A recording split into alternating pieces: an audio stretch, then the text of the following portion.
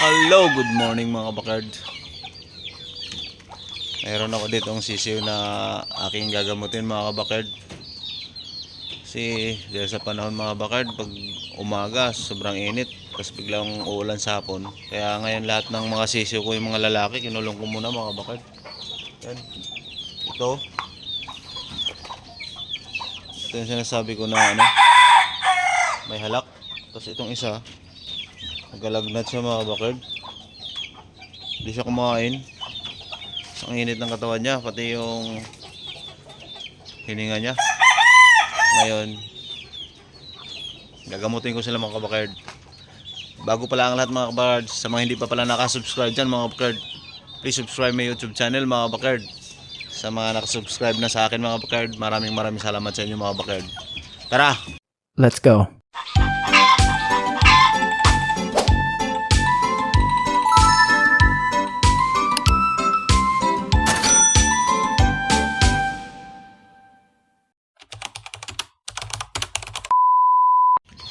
Ito pala mga kabakard yung gagamitin ko mga kabakard pang gamot sa ating sisiw mga kabakard.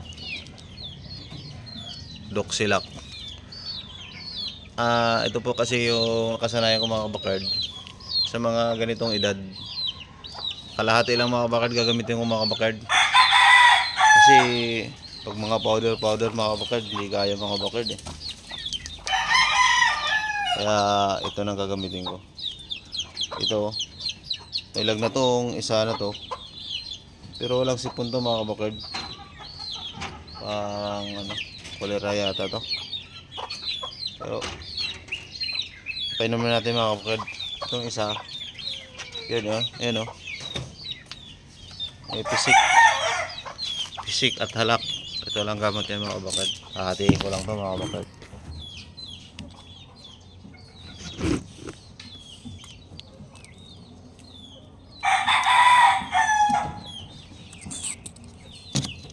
Papainom natin.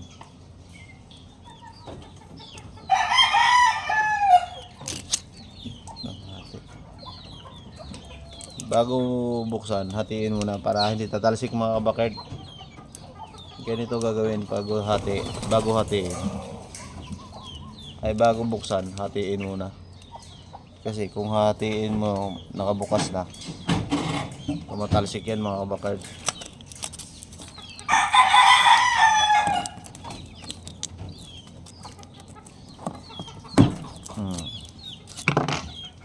Ayan o, dito mo talsik mga kabakard. Yan.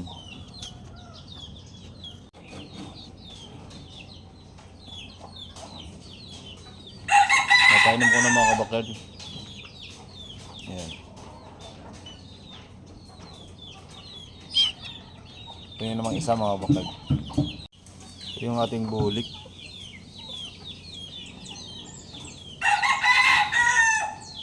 Meron siyang halak. Pisik. Ayun mga kabakard. Agapan natin agad mga kabakard. Narinig ko kasi hapon eh. Kaya kinulong ko na to sila mga kabakard. Ayun mga kabakard. Kalahati lang. Alam mga bakard, di natin papakainin yung ating mga manok pag papainom tayo ng gamot para effective. Kasi kung may once namamatay siya mga bakard, minsan inaatake sa puso. Meron na akong tandang mga bakard, pinainom ko na ang Doxylac, tapos nakakain siya, namatay. Cardiac arrest. Kailangan na empty siya mga bakard pag pinapainom nyo ng Doxylac.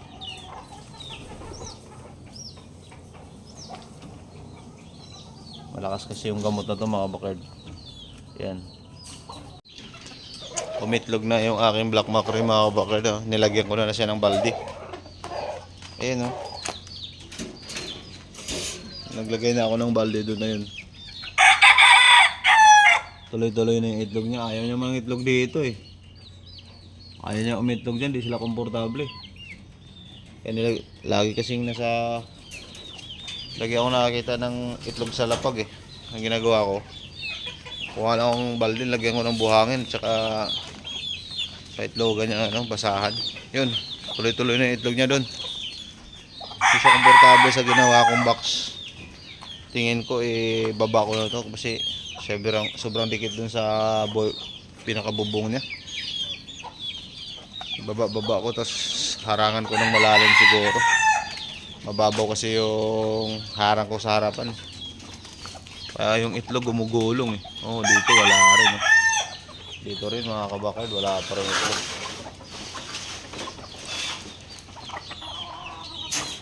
Dito, di pa rin sila nakapag-itlog mga kabakard oh.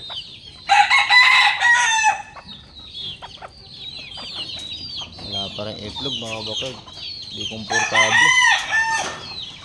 Di sila komportable sa ilang paitlogan, kaya siguro ayusin ko yung mga kabakard. Busy lang tayo mga kabakard, kahit linggo may pasok kasi ako ngayon. Dalang linggo na akong may pasok eh. May pasok na linggo. Wala ang pahinga mga kabakard. Meron lang kaming niraras. Kaya medyo busy lang tayo mga kabakard. Yung puti ko pala mga kabakard, pinaghiwalay ko na kasi nag-aaway na oh. Ayan, di ba magkasama to dati? Ayan, naghiwalay ko na. Tinutuka-tuka na yung isa kasi. Tapang tong isa na to. 2 months old. Noong 20, ayan ano na ba? 2 buwan, 1 linggo na sila.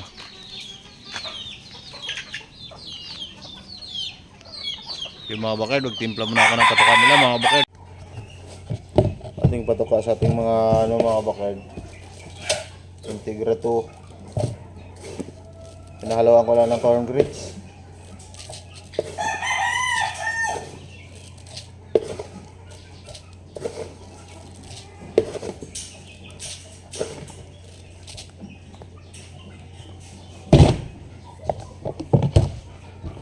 Tapos yung mga inahin mga bakard, Integra 3.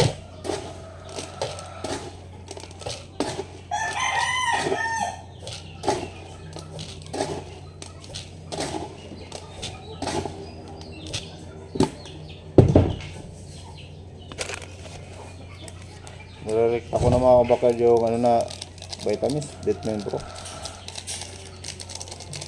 Kasi minsan di ko na sila pinapainom eh. Kasi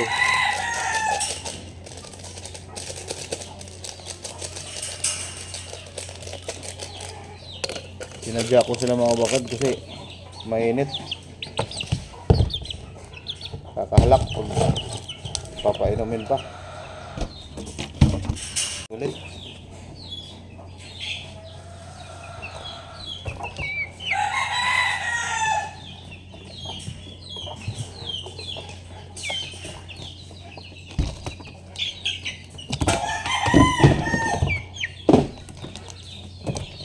Lang mamaya. Kaya talaga nito oh. Si Bugok mga kabakard. Ngayon si Bugok mga kabakard oh. Sana ako pupunta, sumusunod eh. Ayun oh.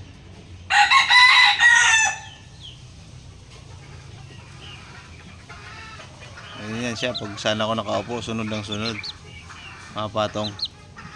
Kaso, babae siya mga bakard. Babae pala siya.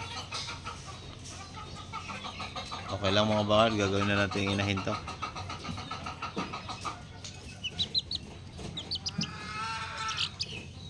Bango ah.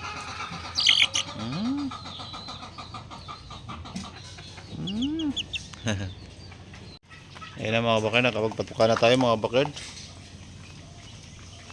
Itong inahin na to mga bakard, inilabas ko doon kasama sa black mackerel. Ilabas ko na kasi ayaw niyang bumaba eh. Takot siya, di siya makakain. Namamayat. Kasi takot siya sa black mackerel na to. Inaaway siya lagi. Kaya kinulong ko muna.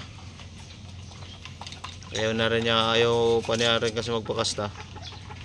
Kasampa. Ayan, nilabas ko muna.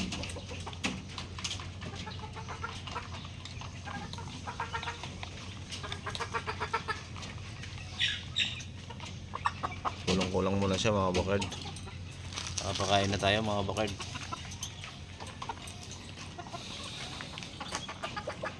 Ito yung pumpkin, tinali ko muna kasi lugon to mga kabakard. Oh. Wala lang pakpak.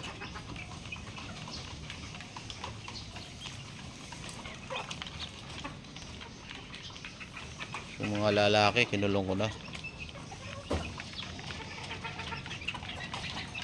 Konti pa lang sila mga bakard, konti lang.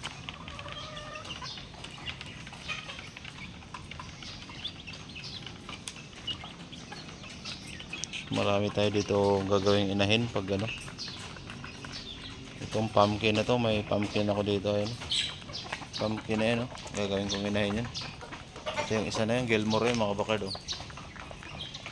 Tangkad, ang haba ng mga paan yun. Gagawin kong inahin.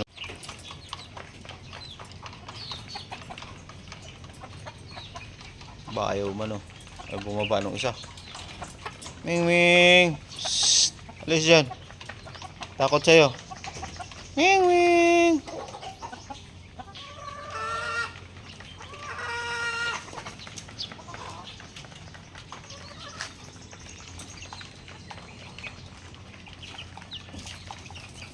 Itong ating isa, plano ko palungan ko na ito mga bakard.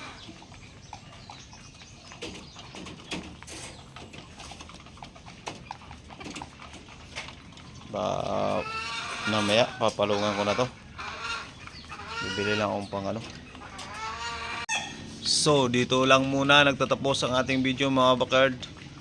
Maraming salamat po sa mga nanonood sa aking video. At sa mga subscriber ko dyan, maraming salamat po sa inyo. At sa mga hindi pa nakasubscribe dyan mga kabakard, please subscribe my YouTube channel mga kabakard. God bless.